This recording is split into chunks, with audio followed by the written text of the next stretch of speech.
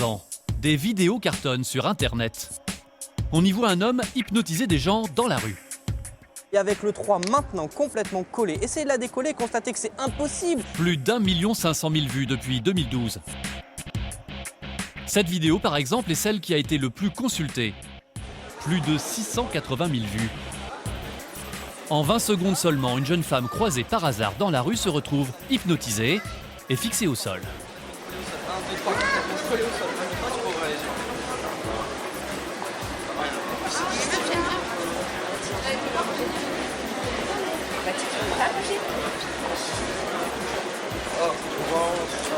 J'étais collée au sol. Sérieusement? Oui. Je pouvais pas bouger, je pouvais pas vous suivre. Je te jure que c'est vrai. L'hypnotiseur que l'on voit sur ces vidéos s'appelle Emmanuel Combe. C'est le premier en France à pratiquer l'hypnose dans la rue. Il appelle cela de la street hypnose. Ces vidéos sont en quelque sorte la carte de visite de son entreprise. Car depuis 2 ans, il propose des formations payantes d'hypnose, et pas n'importe lesquelles. Paris, dans le 9e arrondissement. Ça fait donc 2 ans que Jean-Emmanuel Combe a lancé son affaire. Bonjour. Il propose des formations en accéléré. Sa promesse, apprenez les rudiments de l'hypnose en un week-end. Le prénom c'est Charles. Enchanté, bonjour. Valérie. Emmanuel, enchanté. Shiraz. Ses élèves viennent de tous les milieux. Ils sont chefs d'entreprise, vendeurs ou sans emploi. On va faire une pause mais j'ai pas l'heure exacte. Mais tous veulent s'essayer à l'hypnose et comprendre comment ça marche. L'objectif, c'est qu'à la fin de la routine, à la fin des séquences de techniques qu'on va vous apprendre ce matin, vous soyez capable d'avoir ce qu'on appelle une catalepsie, c'est-à-dire une main collée sur le front ou les pieds collés au sol. La personne n'arrive pas à bouger ses pieds ou n'arrive pas à bouger sa main. C'est la base. Le concept cartonne. Ces stages d'avril à octobre sont pleins tous les week-ends et uniquement grâce aux bouche à oreille. Alors, dans un premier temps, je vais faire un petit topo, vous expliquer ce qu'on va faire tout au long de ce week-end. Pour 350 €, Jean-Emmanuel affirme qu'il peut faire de ses élèves des apprentis hypnotiseurs. Pour cela, il va d'abord leur apprendre quelques exercices. Et puis les élèves iront s'entraîner dans la rue. Chacun, en expliquant, où je vous montrerai les objectifs que j'aimerais que vous atteigniez aujourd'hui, en essayant d'être au maximum pédagogue. Et ensuite, ça sera à vous. Pour démarrer, il va leur montrer comment repérer les passants qui seront réceptifs à l'hypnose.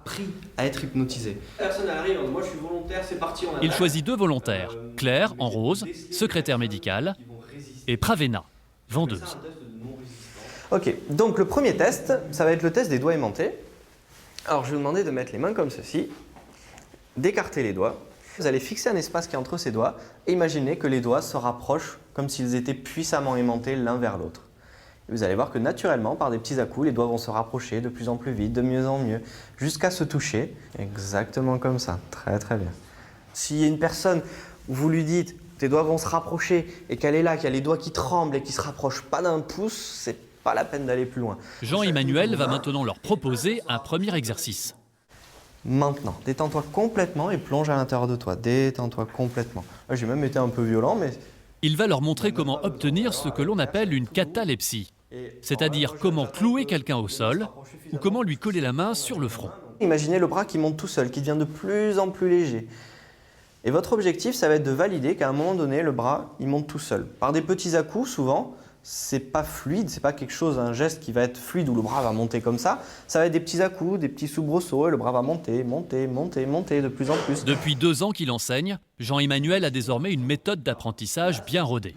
Il réalise lui-même l'exercice, les élèves l'observent et ils doivent ensuite essayer eux-mêmes. Puissant du monde, impossible à descratcher. Et au compte de 3, vous pourrez essayer de décoller cette main et vous constaterez que c'est impossible, que plus vous essayerez de décoller la main, plus elle restera complètement collée. L'exercice paraît compliqué à réaliser.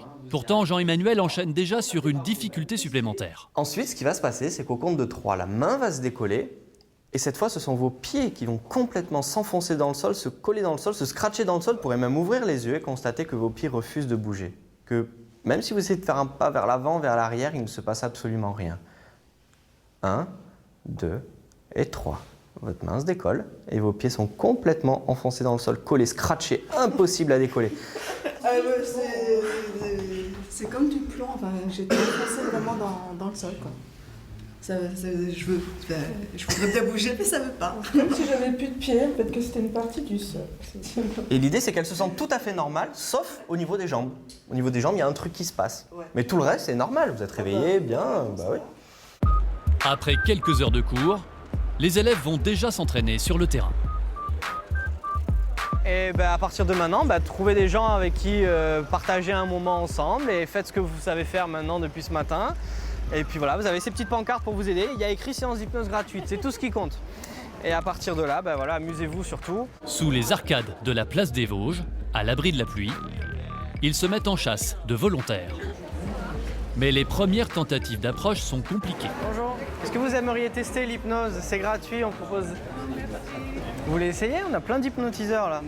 Non, sûr? Un des élèves, Sheraz, n'a pas encore trouvé un seul cobaye.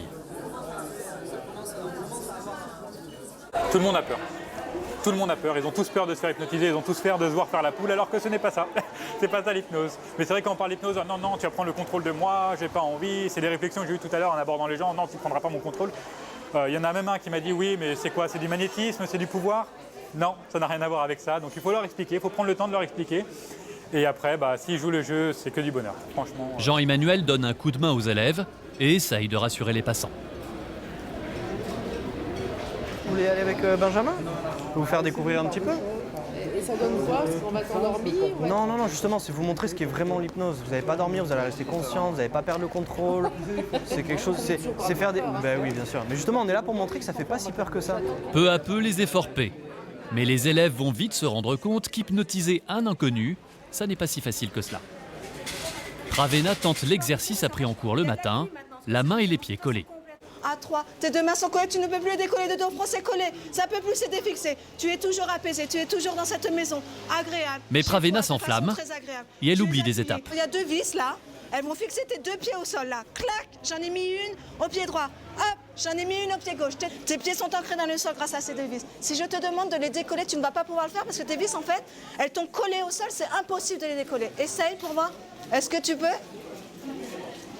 Un peu, ouais. Alors. Premier essai, premier échec. Derrière elle, Jean-Emmanuel n'en a pas perdu une miette.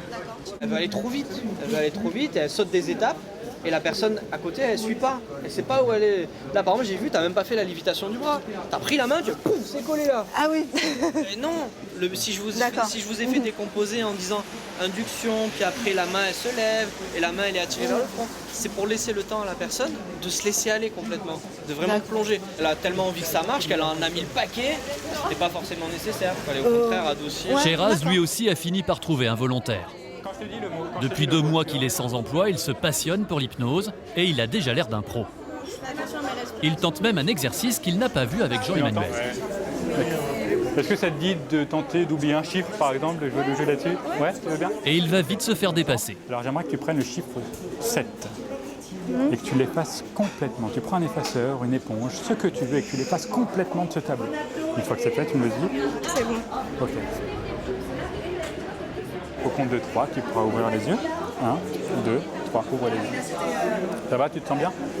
Ok, parfait. Est-ce que tu peux me dire combien tu as de doigts? Je les compte. Non, dis-moi combien tu en as en général. Tu en as 10, tu peux me les compter maintenant s'il te plaît. 1, 2, 3, 4,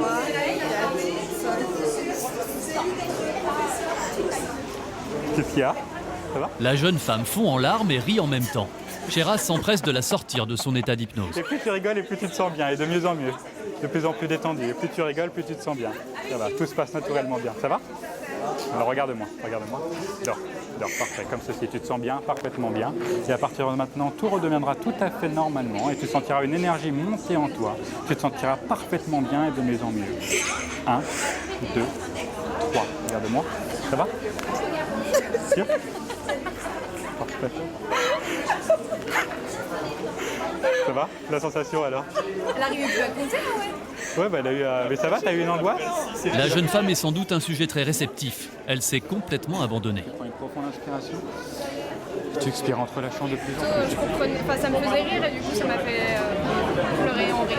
pleurer de rire. Alors que Sheraz est plutôt fière de sa performance, elle partait très loin. Bon, je suis désolé, je t'ai cassé. Il se fait corriger par Jean-Emmanuel. Non, mais c'est pas... J'ai réfléchi simplement parce que la fille après est venue nous voir en nous disant qu'elle était un peu à garde et que voilà, donc on lui a donné des suggestions pour qu'elle se sente vraiment bien réveillée, qu'elle ait la patate. Et voilà, je disais juste prends le temps, laisse la personne prendre tout le temps nécessaire pour ouvrir les yeux quand elle en a envie, se sentir bien. Après seulement quelques heures de pratique au compteur, les élèves n'ont pas encore les bons réflexes. Et pourtant, selon le professeur, il n'y a pas de danger. On joue pas sur les souvenirs, on n'essaie pas d'être thérapeute, improvisé dans la rue, on reste dans un cadre ludique. Donc ce que je leur oblige, c'est de rester dans ce cadre ludique. À partir du moment où on impose le cadre ludique, il n'y a aucun risque dans ce cadre-là. L'hypnose serait un jeu sans risque. Mais est-ce toujours le cas? Pas vraiment.